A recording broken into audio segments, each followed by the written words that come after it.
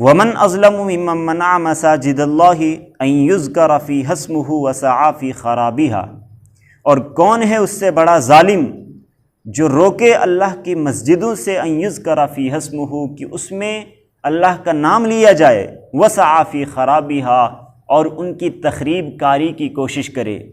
اس سے بڑا ظالم کون ہو سکتا ہے جو اللہ کی مسجدوں سے روکے؟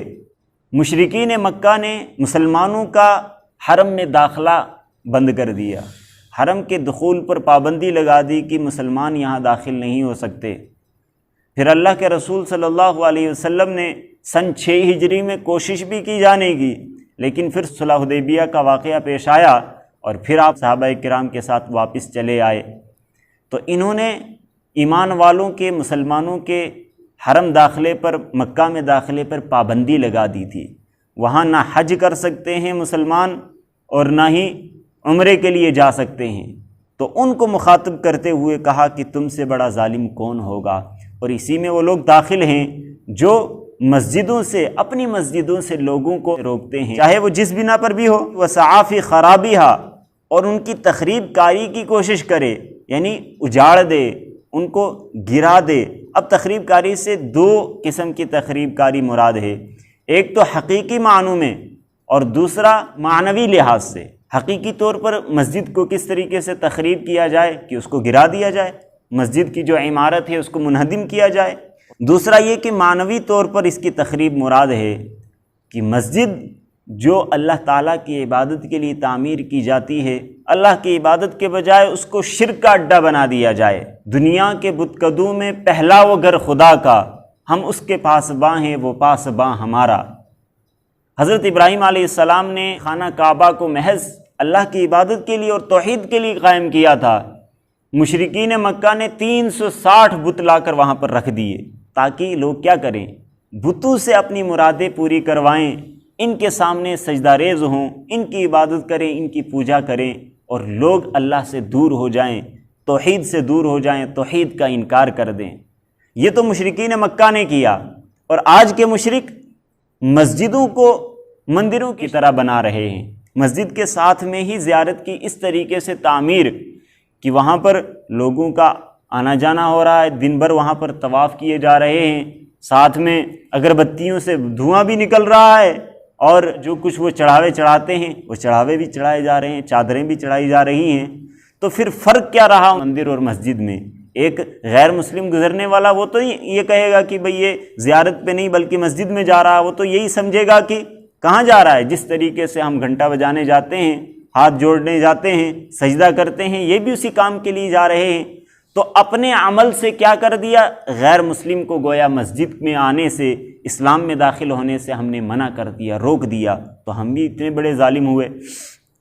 اسی طریقے سے مسلک کو اتنا زیادہ فروغ دینا کہ مسجدیں مخصوص ہو جائیں کہ یہ بریلویوں کی مسجد ہے، یہ دیوبندیوں کی مسجد ہے، یہ اہل حدیث کی مسجد ہے، مسلمانوں کی مسجد کون سی ہے؟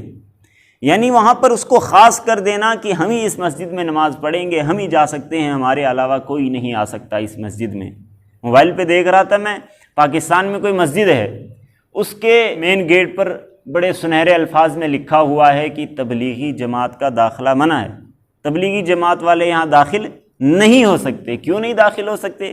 کیا کام ہے ان کا؟ یہی تو وہ نماز کے لیے بلاتے ہیں، دین کی دعوت دیتے ہیں، لوگوں میں تبلیغ کا کام کرتے ہیں۔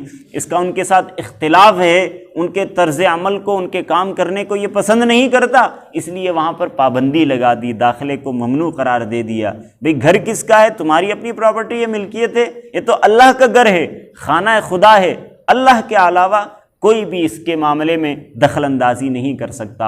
اگر ہم کسی کو منع کرتے ہیں، اس میں داخل ہونے پر پابندی لگاتے ہیں، تو ظالم ہیں ہم۔ دنیا کے تمام لوگ ظالموں کو تو برا کہتے ہیں، لیکن قرآن کیا کہہ رہا ہے؟ سب سے بڑا ظالم کون ہے؟